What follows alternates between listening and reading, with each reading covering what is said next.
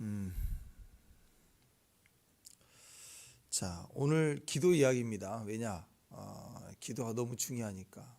예수님 인생에 기도를 빼면 어떻게 되겠습니까?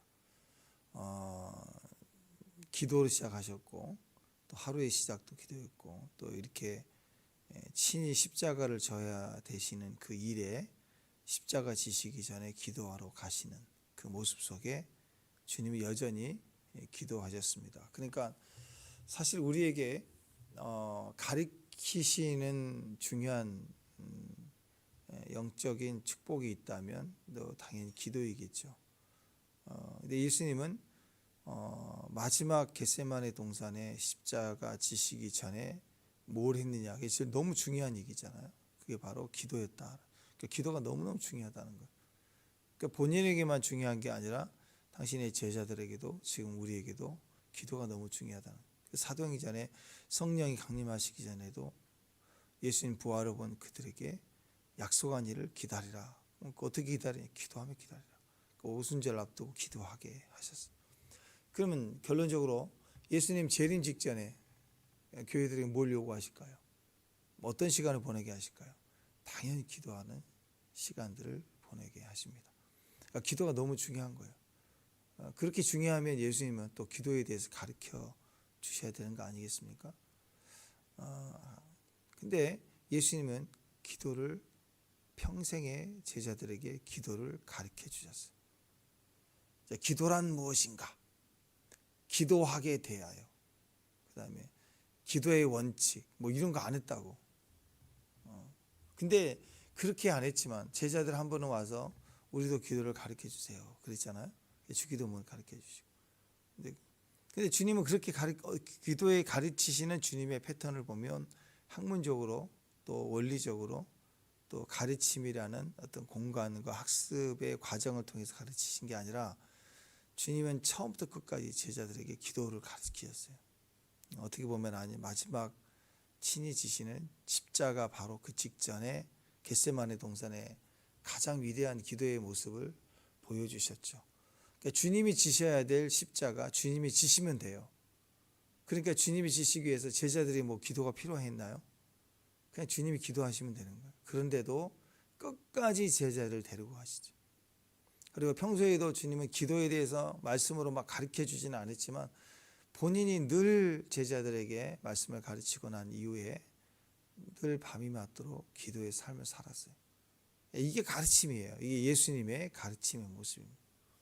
그러니까 오늘 이 시간에도 겟세마네 동산 사실 제자들의 기도가 얼마나 도움이 됐을까요? 도움이 안 됐어요. 졸기만 했죠. 3번에 가까이 와서 기도하라 얘기했잖아. 그러니까 이걸 가르쳐 주시는 거라고. 제자들의 도움이 필요한 게 아니라 그들에게 마지막 모습이 기도였다는 걸 또 기도를 본을 통해서 가르쳐 주고 있습니다. 그 말은 뭐예요?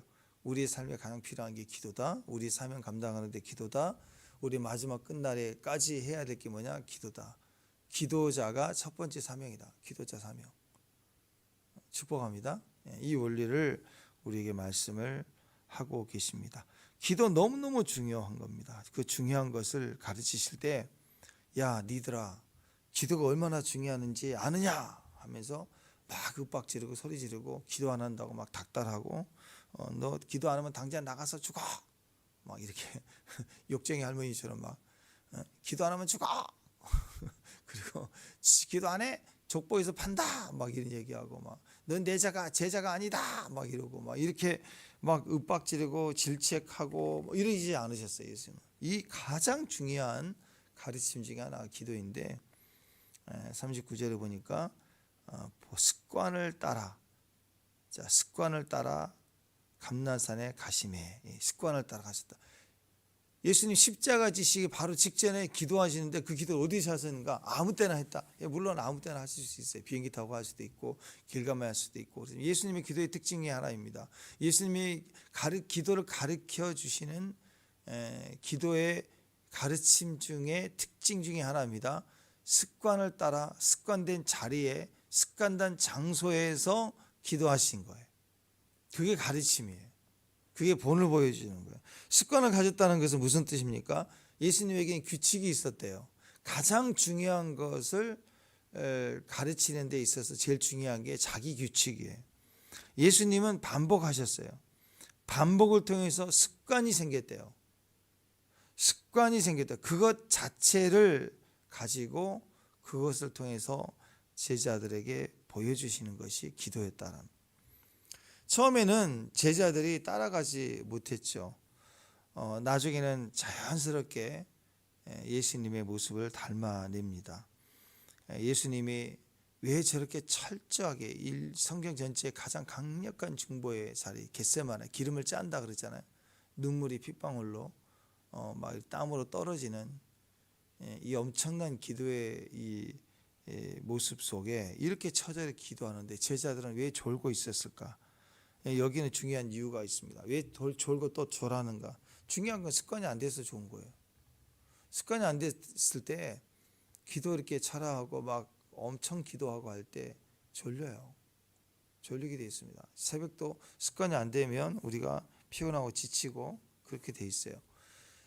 또 두 번째는 임재 때문이기도 합니다. 사실 임재도 습관이 되면 조절이 됩니다. 근데 임재가 너무 강력하면 막 졸려요. 졸리기도 하고. 그래서 슬리피라는 단어를 달아. 슬리피. 약간 극도로 졸리는 듯한 트랜스 상태, 비몽사몽. 세 명 다 졸았으면 이걸 어떻게 기록했겠어요? 자다 졸다가 깨다가 앉아야 되는데 졸리고 임재가 강력하면 졸아요. 그래서 변화산상에서도 예수님 베드로가 어떻게 했어요? 주님이 얼굴이 변형되고 막 모세하고 엘리야 나타나고 막 그럴 때 영광의 구름이 나타날 때 또 졸았어요. 거기도 졸았대요. 그러니까 피곤해서 자는 게 아니라 임재가 강하면 정신을 못 차릴 비몽사몽 졸리는 듯한 부분이 있습니다. 중요한 건 그거예요. 그것도 계속 임재 안에 익숙해지면 습관이 되면 이제 적응이 됩니다. 적응이 돼요. 근데 어떤 분이 그래요. 넌 기도하러 와가지고 맨날 잠만 자니 누워 있다 가니 뭐 힘이 필요하고 임재 안에 있을 때 목사님 임재예요. 임재 맞을 때가 있어요. 근데 지금 몇 년째인데 계속 와서 기도하러 와가지고 누워만 있다 가면 되겠어요? 기도는 안 하고. 그건 뭐예요? 습관이 안 된 거예요. 습관이 되면 임재가 강해도 조절이 돼요. 그러니까 결국 기도는 습관입니다. 예배도 습관입니다. 죽을 날 사명 감당하기 전까지 평생 기도자, 예배자, 선교사예요. 그건 습관이 습관. 습관이 되지 못하면 중간에 오늘은 쉴까? 오늘은 좀 나중에 할까? 이렇게 미루는 게 있다고. 습관은 미루지를 않아요. 습관은 몸이 움직이는 거죠.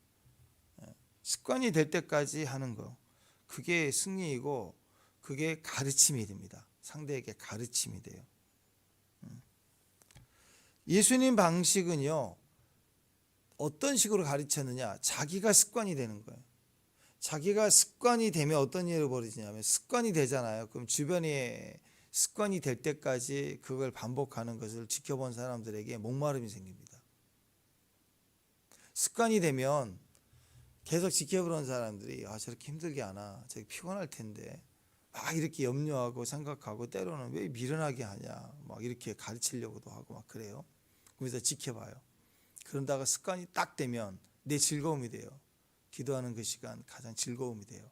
그게 딱 되는 순간 영향력이 역전이 돼서 주변이 염려하든 또는 걱정하든 또 어리석게 봤던 시선과 이런 것들이 뒤집어집니다.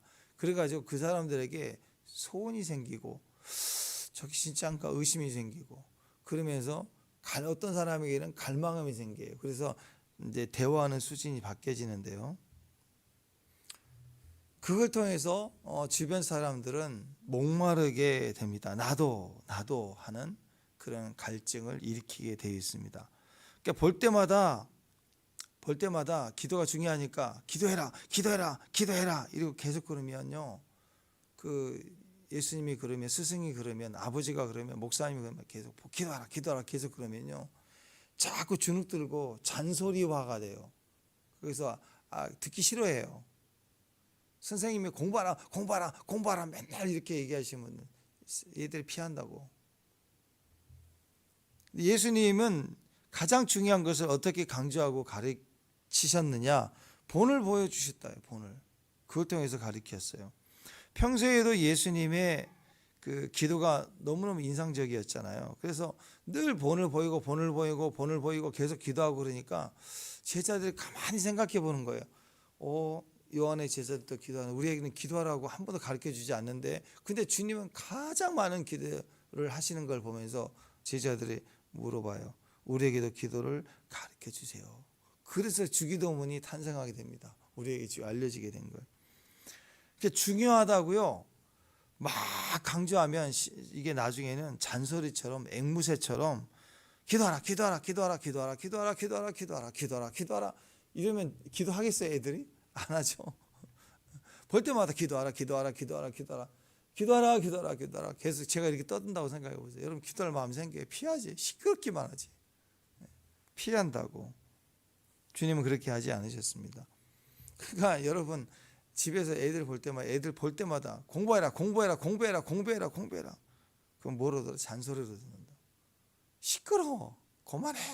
듣기 싫어. 공부하라 그러면. 또 애들 볼 때마다 야 컴퓨터 꺼라. 게임 꺼라. 스마트폰 꺼. 핸드폰 꺼. 계속 그래 보세요. 애들이 어떻게 듣기 싫어요. 잔소리로 들립니다. 절대 안 들립니다. 그럼 어떻게 해야 될까요? 본을 보여야 돼요. 저녁 딱 들어가면 부모가 먼저 핸드폰 딱 꺼내서, 어떤 집은 핸드폰 보관함이 딱 있더라고. 거기다가 딱 얹어놔요. 오늘 규칙 우리는 안 한다. 자기는 다 하면서 애들 보고 하지 마. 그러면 하겠냐고. 다 같이 딱 꺼놓아요. 본을 보여야 돼. 집에서 늘 같이 큐티하고 밥 먹고 같이 말씀 보고 뭔가를 배우고 공부하는 모습. 일하고 와서 부모들이 열심히 뭔가 연구하고 준비도 하고 대화도 하고 말씀 같이 보고 뭔가 끊임없이 발전을 위해서 개발하고 기타도 연습하고 뭔가 하는 것을 보일 때, 그게 본을 보이면 자연스럽게 거기서 애들이 묻혀가서 된다. 그러니까 어떻게 해요? 부모가 먼저 습관이 돼야 돼요.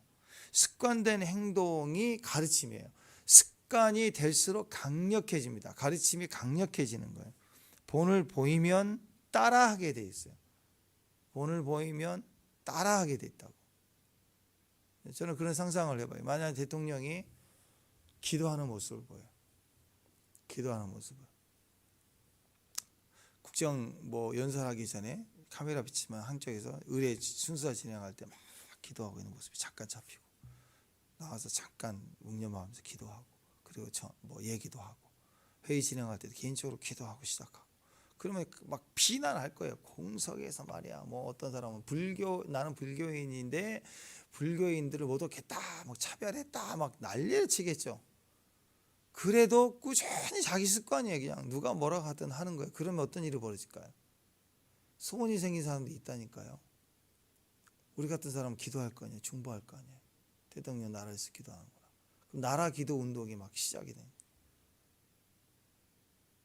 그러면서 신앙을 잃어버렸다는 사람들도 그 모습 볼 때마다 나도 옛날에 교회 다녔는데 하면서 신앙의 도전을 받게 돼요. 그러니까 지도자가 본을 보이는 것은 비난 속에서 꾸준히 자기 규칙대로 하는 건 강력한 능력입니다.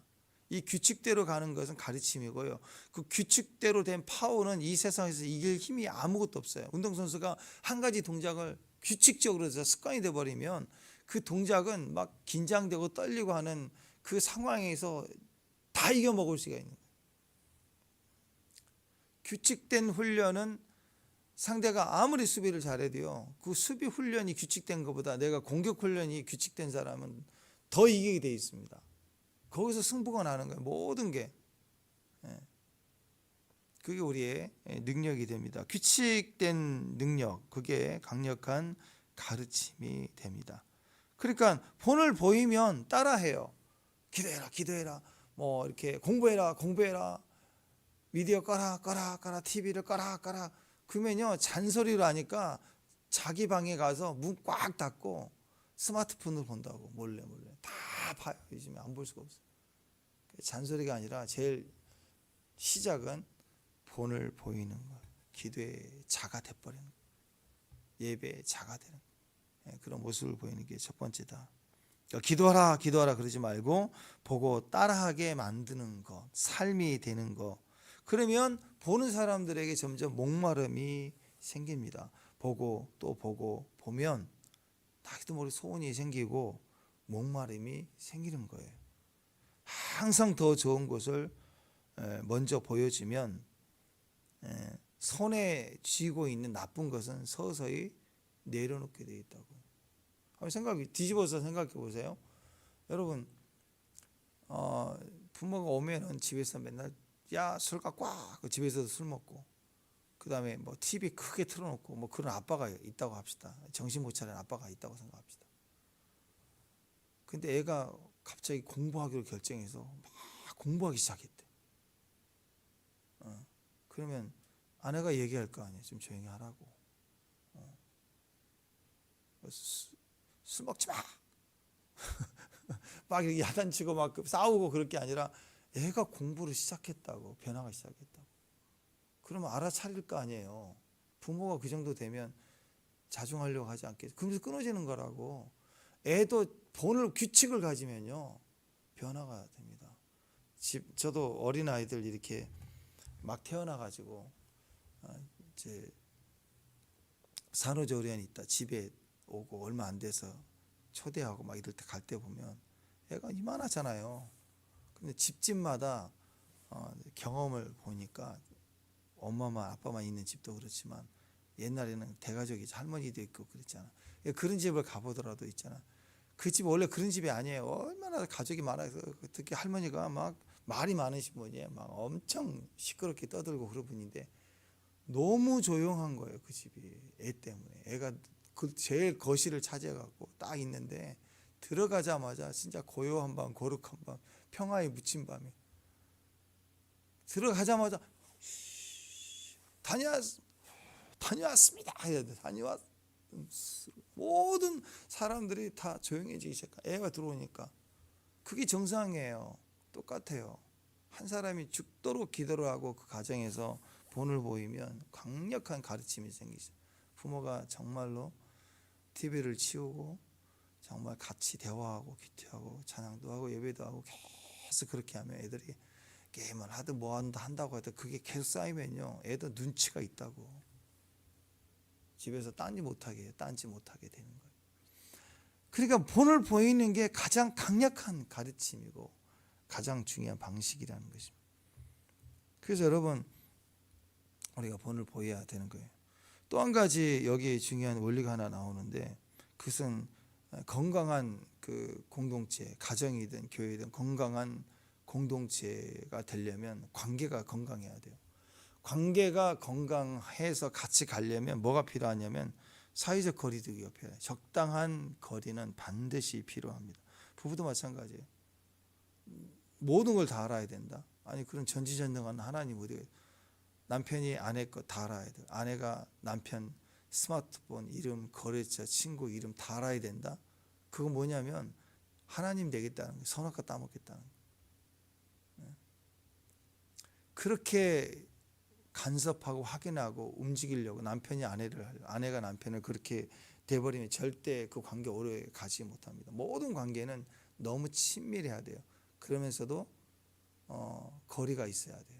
왜냐하면 주님 안에서도 우리가 하나가 됐다라는 그 개념 속에는 섞는 게 아니에요. 나라는 이름이 영원히 남아있는 거. 우리 이름이 기록되어 있죠. 아멘.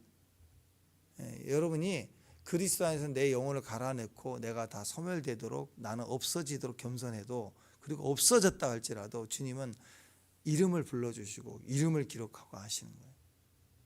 그러니까 뉴에이지에서 얘기하는 것처럼 물이 산에서 떨어지고 시내로 흐르고 바다에 가서 온 물방울이 하나가 되는 거. 그건 뉴에이지예요. 내가 없어지고 하나가 되는 거. 그게 아니라 수천 마리의 양 중에도 이름을 각각 불러내시고 하시는 거라고. 하나님 우리를 하시는 거라고. 우리의 독특성. 그걸 주님이 구별하고 우리를 기억하시는 거예요. 우리 이름이 분명히 있다는 거예요. 그래서 삼위로 계신 하나님도 그냥 똑같은 거 아니라고. 삼위일체가 여러분 우리 옛날에는 저도 그렇게 배웠는데 그거 아니에요. 아버지가 직장에 가면 사장님이고 집에 오면 아버지고 또 아내에게서는 남편이고 이렇게 하나인데 이름이 바뀌는 거 그건 삼위일체가 아니에요. 각각 다른 윗기역이에요. 그렇지만 하나예요. 하나. 근데 그 하나가 한 개가 아니라 서로가 완전히 결합된 하나라고, 일체가 되는 거. 우리도 마찬가지입니다. 그런 교회, 주님은 머리고 우리가 몸인 게 하나인 거예요. 하나. 같을 수 없어요. 내가 그리스도가 될 수 없어요. 한 몸이니까 머리이신 주님이 가진 기름 부음으로 흘러서 우리에게도 기름 부음의 역사가 일어나서 사람들이 바울에게 그랬듯이 막 하나님이 신이 왔도다 하고 막 숭배하는 일이 벌어질 수도 있지만, 우리를 통해서 기적이 일어날 수도 있지만, 우리는 그리스도가 아니에요. 철저히 구별이 돼야 돼요. 부모 자식도 마찬가지. 부모가 자식을 위하여 헌신하고 이상하고 사랑하지만, 그렇다고 애가 방종해서 부모를 업신여기고 무시하고 말 한마디 하고, 그건 부모 잘못하고 있는 거라고 가르쳐야 되는 거예요. 선이 있어야 되고 간격이 있어야 돼요. 그래서 가까워도, 부부가 가까워도 적정한 관계를 유지해 가는 거, 그게 건강한 관계입니다. 사람은 왜냐하면 누구나 자기중심적이에요. 그래서 이렇게 자기중심적인 영역을 가지고 있어요. 어떤 사람은 뭐 거리감으로 얘기하면 한 1m라고 합시다. 거기 안에 절대적 자기가 편해. 누가 들어오면 싫어하고. 근데 어떤 사람은 범위가 한 5m예요. 누가 5m 근처만 오면은 불안해. 이유 없이 들어오면. 그럼 서로가 다르다고. 이런 사람이 만나면 한 사람은 왜 그러냐고. 이 정도까지 괜찮지 않냐. 아니라고. 나는 5m만 와도 불안해. 누가 오면 불안해. 그럼 서로가 힘들어진다고. 그러니까 그 적정선을 사람 따라, 환경 따라, 또 단체, 교회 단체라든지 어떤 큰 단체의 선을, 우리가 간격들을 빨리 인정하고 느끼고 그 경계선을 따라 살아가는, 그게 지혜로움이라고. 일방적으로 무시하고 들어가지 않고 유지해주면서 기다려주면서. 그래서 이게 풀어져 가서 같아질 때까지 동행이 필요해요. 그래서 하나님은 항상 어떤 사람을 만나시든 똑같은 방식으로 만나지 않고 똑같이 막 부시고 들어와서 이게 맞는 거야, 배워! 하고 집어넣어주고 이렇게 하지 않으셨다라는 거예요. 사람 누구나 자기 중심적이 있기 때문에 그냥 둘이 나, 너 문 열고 하나 딱 붙여놓으면요, 막 갈등이 일어나기 시작합니다. 모든 판단을 내가 익숙했고 내가 이해해왔던 방식으로만 결정하려고 하니까 상대는 100% 악한 사람이 되는 거예요. 나를 힘들게만 하는 사람이 되는 거예요. 서로 양쪽이 같이 붙여놓으면 안 맞으니까. 그래서 어떤 상황이든 공간이 필요합니다. 그렇게 하지 않으면 너 틀렸다, 맨날 너 틀렸다, 너는 내 원수다, 너만 사라지면 나는 행복할 거다, 막 이렇게 되는 관계가 가족 관계가 된다. 사람이 이렇게 그 영역을 뚫고 들어오면, 공간이 없어지면 두 가지 반응이 일어납니다. 첫 번째는 너무 방어적이에요. 또 한 번은 또 너무 공격적입니다. 들어오지 마 하고 막 너무너무 힘들어하고 아예 숨어버리고 폐쇄적으로 도망가 버리는. 그래서 좋은 관계가 되지 않아요. 이게 예수님은 한 가지 중요한 것을 가르치시더라도 윽박지르거나 시간을 두고 기다려야 되는데 막 윽박지거나 막 파괴에 들어가거나 옳은 거다 막 때려서라도 가르친다, 절대 그러지 않으셨다고. 그렇게 하면 자기가 존재가 파괴가 되는 순간 도망가 버리든지 예수님을 대적하고 공격하고 막 그렇게 바뀌거든. 사람은 가르쳐 주려고 하냐, 뭔가를 큰 소리 치면서 가르치려고 하는 것 자체가 뭐예요? 그 공간의 영역을 깨뜨리고 내가 힘으로 주입시키겠다는 거 아니겠습니까? 건강한 관계를 위해서 그래서 거리가 필요하다는 거. 사회적 거리두기, 국가에서 한 것과 좀 다르지만 그런 거리두기는 아니지만 인격과 인격이기 때문에 그 관계에서 거리는 절대적으로 필요합니다. 우리가 가까운 관계에서 힘들어하잖아요. 가까운 관계라고 생각하는 사람들 때문에 작은 것에 서운하고 힘들어하는 것입니다. 왜 그러냐면 가까운 거리 관계가 좁혀지고 그 관계의 경계를 두지 않고 서로 같이 붙어버리면 짐이 돼버려요. 내가 상대를 져야 되는 짐으로 느끼기 시작해지는 거예요. 왜? 자꾸 요구하니까. 이거 요구하고 저거 요구하고 저거. 그러니까 대화가 아니라 자꾸 훈계고 가르친다고. 과연 부부 사이에 대화할 때 대화인가요? 가르침인가요? 한번 얘기해 보자고. 뭐가 많아요? 이거 해야죠, 저거 해야죠. 이건 대화입니까? 여러분 하루 종일 대화할 때, 대화한다고 할 때 주로 대화를 하십니까? 아니면 서로 요구를 하시나요? 대부분 요구하고 있다면 그 관계를 좀 멀어져야 돼요. 남편에게 막 이거 해줘 저거 해줘 요구하고 싶은 게 많은데 남편이 늦게 들어와고 그럼 하루 종일 요구할 수 있어요? 안 되죠. 멀리 있는데 어떻게 뭐 전화해가지고 할 수도 있겠지만 근데 하루 종일 집에 있으면 아침부터 저녁까지 요구하겠죠. 이거 해줘, 저거 해줘, 이거 해줘. 그렇죠. 예. 거리가 두기가 필요한 거예요. 그래서 대화를 하려고 해야 됩니다. 요구하기 시작하면 애들한테도 마찬가지예요. 애들과 대화하기 시작하면 변화가 됩니다. 대화가 아니라 대화의 내용이 나는 대화한다고 하면서 계속 꺼내놓는 것이 뭐 해라, 뭐 해야 된다, 뭐가 옳다, 나 때는 말이야. 자꾸 그런 말을 하게 되면 어떻게 되겠어요? 대화가 되지 않죠. 문 닫아버리든지 나가버리든지 그러겠죠. 그러니까 가까우면 나도 모르게 개인적인 자기 중심적에서 나오는 모든 말들은 어떻게 되냐면 어떤 필요 이상의 간섭을 하게 돼 있어요. 너무 가까우면요 필요 이상의 간섭을 한다니까요. 관여하고 간섭하고 훈수 두고 이게 옳다 저게 맞다 자꾸 이렇게 말하기 시작하면 그게 우리에게는 짐을 더 지어주는 것처럼 힘들어지는 관계가 됩니다. 그러니까 사랑이라는 이름, 너를 잘되게 하는 거라라고 얘기하면서 뭐라고 하냐, 간섭해지는 거야. 기도하라, 뭐하라, 또 애들한테 공부하라, 뭐 하지 마라, 스마트폰 보지 마. 자꾸 그러면요 벽이 생기고 멀어질 수밖에 없는 거예요. 그 중요한 것을 싫어하게 되는 거죠. 사람들은 나이가 들수록 생기는 게 권력이라고 하잖아요. 사람 나이가 들수록 어른이라고 하는 위치가 될수록 권력과 힘이 생깁니다. 근데 그 힘을 자꾸 잘못 사용할수록 관계는 깨져요. 그러니까 노인이 갈수록 어려워지는 거라고. 요구하면 안 돼요. 자꾸. 그래서 우리 그런 말 많이 듣잖아요. 나이 들수록 말을 좀 줄이라고. 나이 들수록 말을 좀 줄이라는. 그 말은 나이 든 사람에게 말하는 게 아니라 우리에게도 적용됩니다. 가까운 사이일수록 말을 줄여야 돼요. 진짜 그래요. 너무 많은 말을 하면 안 돼요. 더 예의를 갖춰야 돼요. 말을 줄이라는 것은 떨어져 있으라는 소리가 아니죠. 의미적 해석을 하면 말을 줄이라는 말은 가까이 있되 말을 줄이란 말은 본을 보이고 예의를 지키고 짐이 되지 않게 해주는 것. 그게 어른의 모습이라고.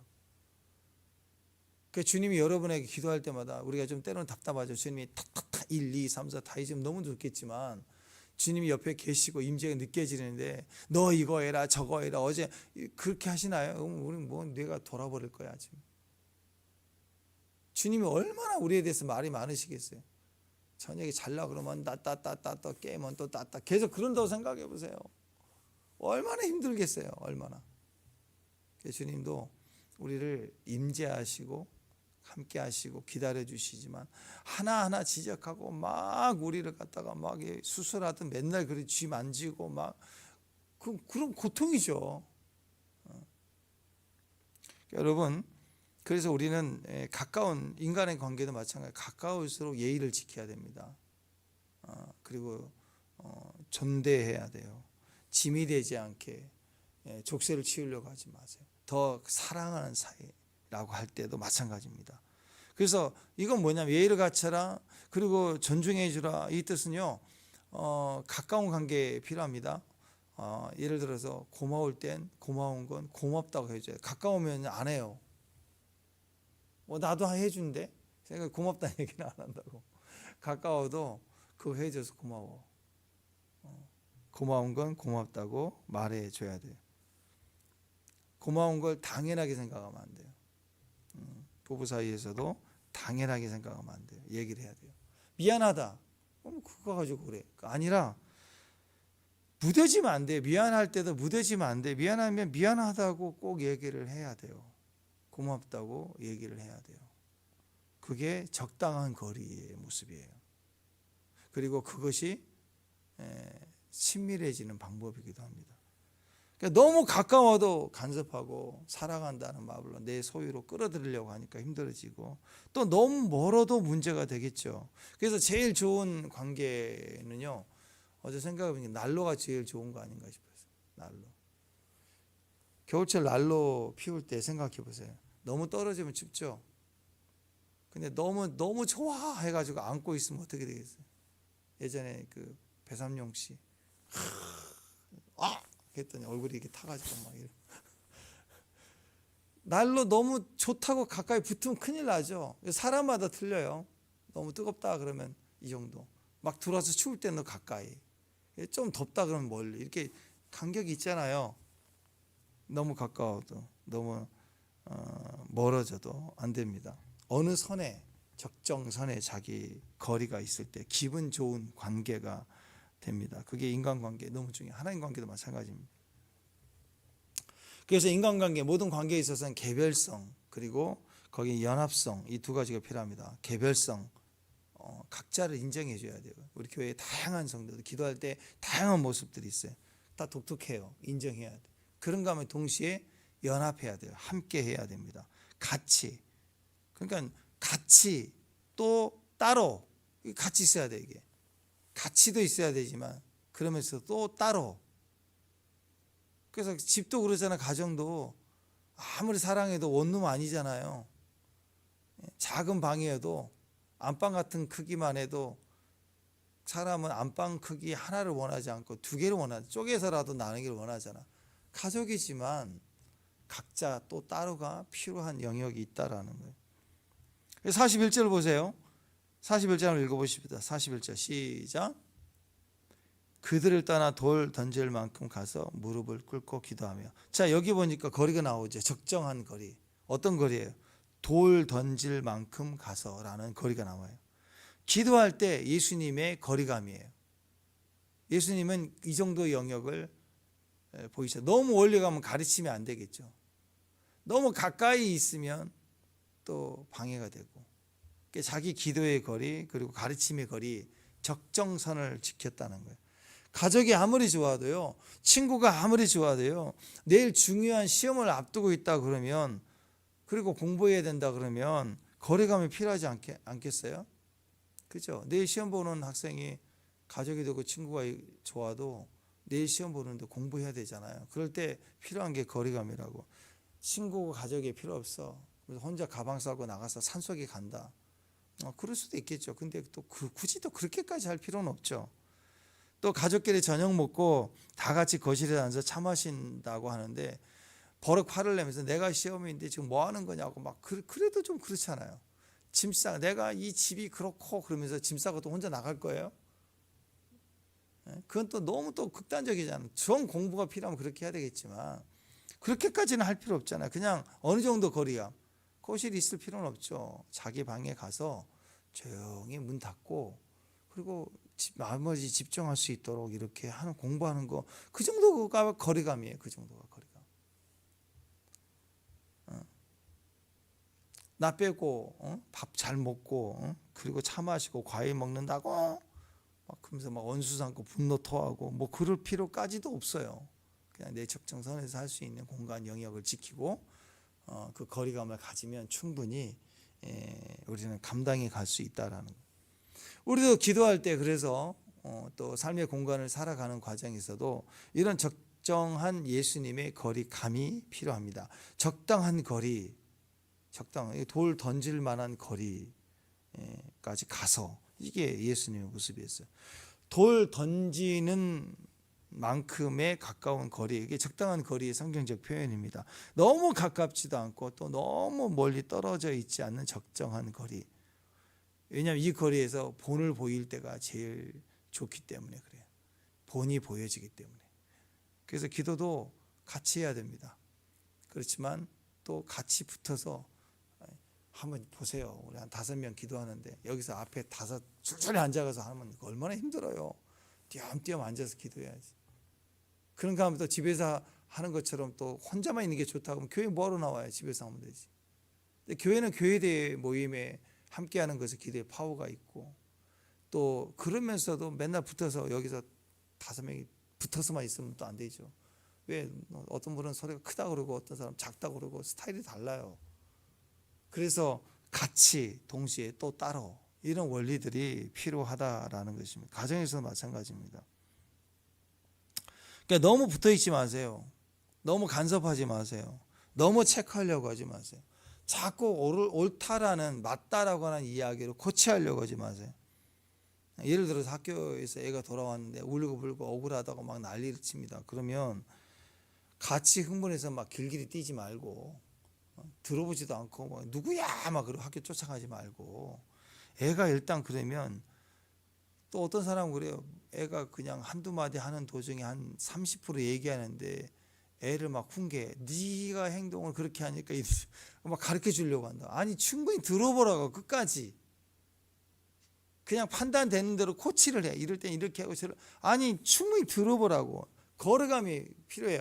울고불고 난리 났을 때 거리감을 두고 좀 떨어져서 마음의 거리감을 두고 다 들어봐야 돼. 충분히 객관적으로 듣고 나서 그리고 나중에 조치를 취하든 도와주든 판단을 해주든 해야 된다.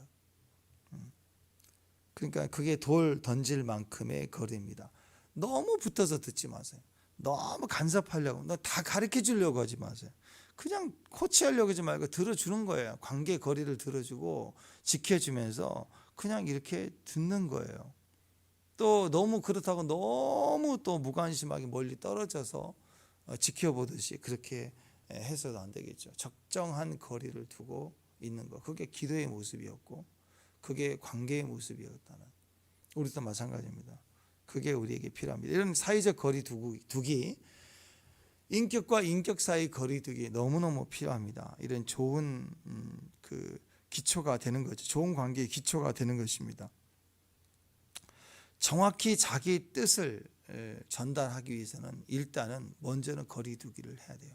그 다음에 두 번째가 자기 뜻을 말해주는 거예요. 거리만 두고 가만히 있으면 안 됩니다. 오늘 거리를 두고 주님이 기도의 본을 보이고 가르침을 줬는데 제자들에게 필요한 게 뭐였어요? 기도예요. 예수님이 기도가 필요한 게 아니라 예수님은 스스로의 기도의 짐을 지고 가지만 제자들에게 그 모습을 가르쳐 주고 싶은데 더 이상 오늘 잡히셔서 죽으시면 십자가에 죽으면 기도의 본을 보일 수는 없잖아요. 그러니까 이제 기도를 해야 돼요. 이제 제자들이. 그러니까 제자들에게 기도를 해야 되기 때문에 기도의 가르침을 드디어 하는 거예요. 기도하라. 깨어 기도하라. 한시인도 깨어 있을 수 없더냐 하고 가르치시는 거라고. 그러니까 적정 거리에서 끝까지 기도의 본을 보이시면서도 동시에 와서 깨어 기도하라라고 해야 될 말은 또 해주는 거라고. 거리만 두고 가만히 있으면 안 돼요. 와서 충분히 본을 보이고 나서 그 다음에 할 수 있는 이야기를 뜻을 전해야 돼요. 정확한 기준, 말씀을 증거했다라는 거예요. 40절 보면 그곳에 이르러 그들에게 이르실 때 유혹에 빠지지 않게 기도하라. 유혹에 빠지지 않게 기도하라. 예수님의 뜻이 뭐예요? 기도해요. 왜 기도해야 되나? 유혹에 빠지지 않게 기도하라. 이게 무슨 말인지 몰랐을 거예요. 예수님이 부활하시고 올라가서 기도하면서 그리고 영적 삶을 살아가는 과정에서 기도해야 이 미혹과 환경을 이길 수 있는 거라는 것을 이때 하신 말씀이 들려져 오는 거예요. 이제 한 시즌도 깨어 있을 수 없더냐 말이 지금 나에게 하신 말씀처럼 베드로에게 하는 말씀이 우리에게 하는 말씀처럼 들려져 올 때 우리가 기도의 삶을 살아가고 힘이 되고 배워지는 거라고. 탕자도 아버지가 막 일일이 맨날 기도해라 뭐라 가르친 건 아니었지만 그 아버지 집에 늘 규칙화되어 있는 좋은 관계들을 기억하고 있었기 때문에 자기가 다 망했을 때 혼자 그것이 자기 안에 들려진 음성이 되는 거예요. 그때 들린다고. 그게 가르침으로 그 사랑이 그 온유함이 자기 안에 음성으로 들려져 온다고. 그게 변화라고. 그러니까 하고 못하고 그런 당장 해내는 거 그게 중요한 게 아니라는 것이죠. 교회는 적당한 거리를 가지고 지켜보되 기다려주되 뭐 해야 되는가? 진리를 계속 선포해야 돼요. 듣든 안 듣든 진리를 선포해주고 가서 온유한 마음으로 그 얘기를 기준을 계속 뜻을 정해야 되고 뜻을 전해줘야 됩니다. 넘어질 때까지는 안 들려요. 근데 넘어지고 나면 그때 부모가 했던 또 목사님이 했던 이야기들이 그때 들려져 옵니다. 그때 정확하고 단호하게 꾸준히 얘기했던 내용들이 음성이 돼서 자기 안에 변화가 되는 시점이 돼요. 그래서 이 두 가지가 너무너무 필요해요. 지나치게 간섭하지 말고 거리를 둬라. 그러면서도 스트레스 받지 않도록 적정하게 얘기하라. 이 얼마나 중요해요. 그런데도 주님 와서 막 버럭버럭 야단치면서 나 가는 길 마지막까지 너희들 일을 내 하면서 또 조느냐 막 이러지 않고 주님이 적정하게 이야기를 하죠. 그리고 또 가서 또 돌아와서 3번이나 걸쳐서 이렇게 하잖아요.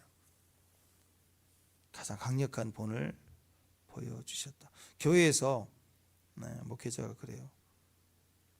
성도들에게 상처를 주면 안 된다고 하면서 아무것도 안 해. 말도 안 해. 그럼 어떻게 되겠어요? 그거 두려워서 안 하면 안 되는 거예요. 밀가루, 또 목사님도 마찬가지예요. 밀가루 음식 먹으면 소화불량이 되고 안 좋아지면 얘기를 해야 돼요. 아우, 권사님 밀가루 제가 못 먹겠다고. 얼마나 맛있게 준비를 했는데 미안하잖아요. 말 안 하면 그리고 겉으로 또 너무 맛있었다고 그럴 거 아니에요. 그러면 진짜 맛있는 줄 알고 계속 밀가루만 나온다고. 그럼 얼마나 소화불량되고 힘들겠어요. 그러니까 그런 거 하나라도 뭔가 불편해도 얘기를 해야 돼요. 그러니까 누가 잘못이에요? 좋고 싫음에 대한 표현을 해주지 않으면 그게 문제가 된다. 마찬가지 가정에서도 남편으로서 아내에 대해서도 화내지 마. 필요한 것에 좋고 싫은 것에 대해서 적정한 자기 표현을 해줘야 되는 거예요. 그런 과정에서 문제가 해결이 되기 시작합니다.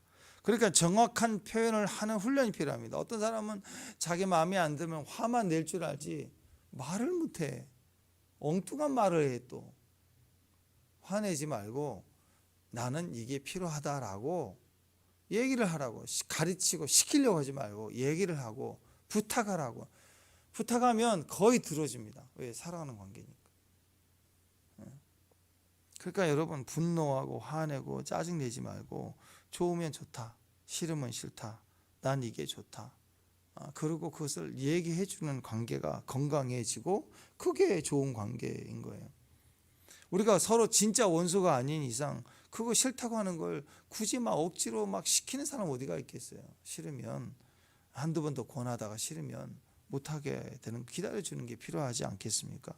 자, 그러니까 기억하십시오. 원하는 부분이 있으면 나는 이런 걸 원해. 이걸 얘기하세요. 화내지 말고. 최대한 정중히. 그러면 불편해합니다. 막 뒤집어질 수 있어요. 그런데 시간이 갈수록 지켜주려고. 왜? 왜냐하면 그런 나를 사랑하기 때문에. 그러니까 나는 술 싫어.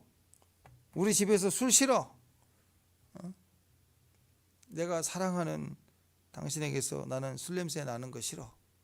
이렇게 싫다라고 얘기를 해줘야 돼요.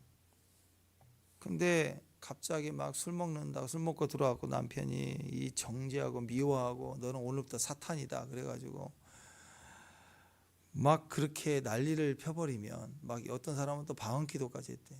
그래서 한 대 얻어 터졌다 그러는데 그렇게 하면 안 돼요. 그냥 존중하고 정중하게 인정해주고, 그러나 상황은 그렇지만 나는 그걸 원한다. 나는 당신이 술 먹는 거 원치 않고 우리 집에서 술 냄새 나는 걸 원치 않는다라고 얘기를 해야 된다고 표현해 줘야 돼요. 그리고 기다려주는 거예요. 기다려주고. 그러면 이제 막 나 술도 못 먹겠다고 난리 칠 거예요. 막. 그래도 생각을 하고 점점 이게 변화의 시작이 되는 거예요. 근데 이런 얘기를 못하고 계속 기도만 하고 있다. 절대 안 바뀝니다. 얘기를 해줘야 돼요.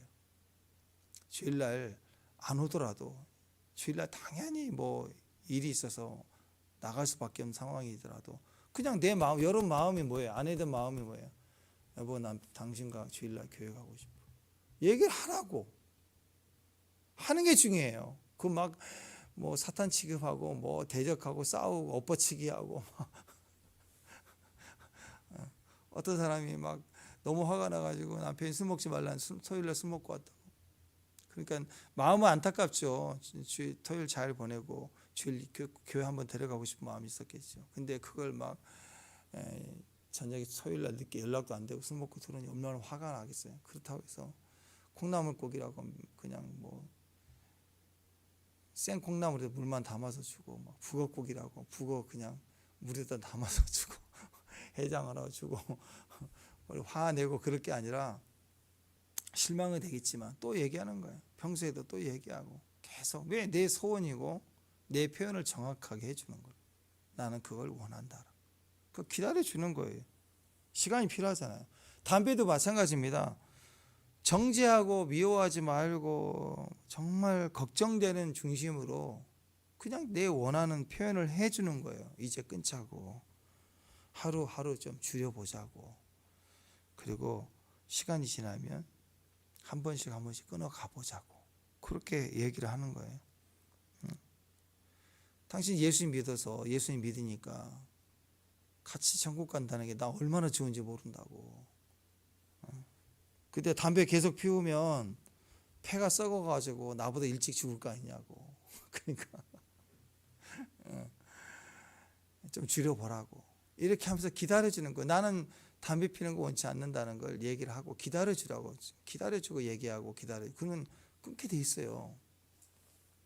근데 사탄 취급하고 싸우고 안 돼, 절대 그 하고 막 밖에 그 공중 화장실에 붙어 있는 무슨 문구 떼다가 거기 집에다 붙여놓고 막 그렇게 하지 말고 진심으로 정중한 표현을 하고 원하는 이야기를 하고 해요. 대부분 99%의 남편들은 아내들이 부탁하면요 반드시 들어줘요. 진짜 들어줘요. 하늘의 별도 따다 줄 거예요 아마. 진짜예요. 아니 진짜라니까. 별 따달라고 따준다고요. 그런 마음으로 기다려주고 얘기하면 다 해줘요. 다 해줘요. 그런 마음으로 혼돈이 되지 않게 아이들에게도 자기 주변의 친한 사람들에게도 항상 거리감을 두고 적당한 관계를 두되 내가 뭘 필요하는지를 부탁하라고 자꾸 얘기하고 기다려요. 시키려고 가르치고 막 정죄하고 판단하고 사탄이라고 그러지 말고 기다리라고. 그리고 그때를 기다려주고 믿어주는 거예요. 그러니까 베드로에게 가서 한 시인도 있을 수 없더냐, 왜 기도하지 않느냐, 그 얘기하실 때 하나님은 나중에 베드로가 위대한 기도의 사명이 가진 기도자가 된다는 것을 알았어요. 그래서 기다리고 그 모습이 되도록 인정해주고 말해주는 거라. 나중에 실제로 베드로가 그렇게 됐죠. 베드로전서 보세요. 근신하라 깨어라. 너희 대장 마귀가 오는 사자처럼 두루 다니며 삼키자를 찾는다. 너희 믿음을 굳건히 하여 그를 대적하라. 세상에 있는 너희 형제들도 동일한 고난을 당하는 줄 안다. 모든 하나님의 은혜 곧 그리스도 너희를 부르사 자기의 영원한 영광에 들어가게 하신 이가 잠깐 고난을 당한 너희를 친히 온전케 하며 굳건하게 하며 강하게 하시며 더러 경고케 하시래요. 하고 기도에 엄청난 확신. 근데 베드로 기질 같으면 어떻게 했어요? 바락 팔을 냈겠죠. 막. 일어나! 다 같이 뒤로 지치면 앞으로 난리를 폈을 거예요. 막. 해병대처럼 물에 뛰어들어 하면서 기도하고 막. 가끔씩 보면 옛날에 그런 목사님들 있어요. 성도들 막 차에 태워서 올라가서 몇 동에 하나씩 옮겨가지고 산에 가서 산기도 해가지고 권사님 자리 어디 자리에서 막 담력 훈련시킨다고 막 그렇게 했을 거예요. 요한은 어떻게 했어요? 요한은 우레의 아들 그랬으니까 막 기도 안 하면 버럭 막 난리를 치면서 했겠죠. 근데 그렇지 않아요. 가장 강력한 이 엄청난 가르침을 예수님처럼 깨어 기도하라라는 말로 교훈하잖아요. 나도 그랬었다라. 근데 지금 너도 그래라 하고 우리에게 얘기를 하고 있는 거예요. 여러분 오늘은 본을 보이십시오. 축복합니다. 규칙이 되십시오. 그러면서 필요한 이야기를 예언하세요. 나중에 죽고 나서 천국에 먼저 가면 그때는 우리 자녀들에게 영원토록 기도할 수 있잖아요. 그러니까 그때 가서 기도할 거 지금 충분히 하지 마시고 기도하세요. 기도하시고 거리 두세요. 필요합니다. 근데 그때는 못하는 게 뭐예요? 지금 육성으로 표현해 주는 거 못하잖아요. 그건 해야 돼요. 뭘 원한다고, 사랑한다고, 미안하다고, 기도했으면 좋겠다고, 그래서 좀 줄여가자고. 이 두 가지를 오늘 지혜를 가지고 해나갈 수 있는 저와 여러분 됐으면 좋겠습니다. 이게 사탄의 밀가부로 이렇게 참소하는 걸 깨트리는 거고 대적 마귀가 역사하는 걸 깨트리는 지혜가 됩니다. 그 귀한 종들을 되시기를 주님 이름으로 축원합니다. 기도하겠습니다.